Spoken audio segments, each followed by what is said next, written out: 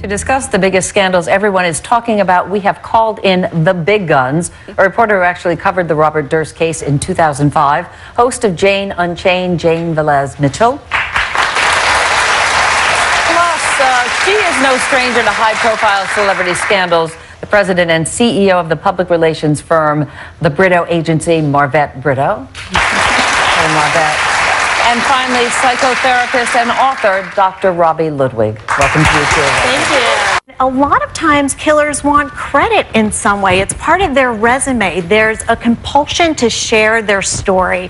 And it's a little bit of a cat and mouse game. What can I get away with? So because he's pleading not guilty to the murder of his friend. He's pleading not guilty, but he's doing a documentary. He's important enough. You have to remember, this is a guy who came from a very wealthy family who disowned him.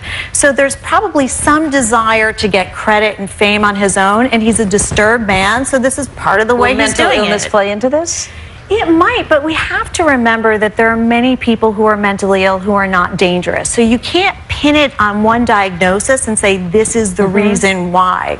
If we look at his history, the fact that his mother suicided, I think that would be very interesting in revealing his psychopathy. Why is the college allowing a fraternity to have racist ideas? That shouldn't be allowed on college campuses. You know, there really has to be a way for college campuses to say, listen, we're not going to allow rape, we're not going to allow hazing, we're not going to allow prejudice, we're going to try to educate the system so that it doesn't happen, because fraternities, we know these kids are young. They're inclined to bond with each other in ways that are not healthy for them or anybody else. But you have to remember, and this is something I did not know, that these lines were written for Juliana. They did not come up spontaneously. Yeah, but if somebody told you to say it, would you say it? Of course not. No, I wouldn't. I'm sure she regrets now that she did. Yeah, I'm sure she does. They could have also edited it out. And I think, too, it's like, if you're going to say something that crosses a line, you better be really funny, and it has to be part of your shtick. And as a non-comedian, Juliana didn't know if it was going to be funny or not. Right. And that's the thing. Joan Rivers knew the barometer. She knew how much to push the envelope. Juliana didn't. She didn't know.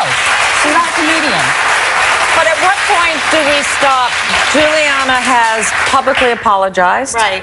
Publicly. At what point do we stop vilifying her? She made a big mistake. She made a mistake. I think she needs to be forgiven, and she needs to move forward in a way that's very different.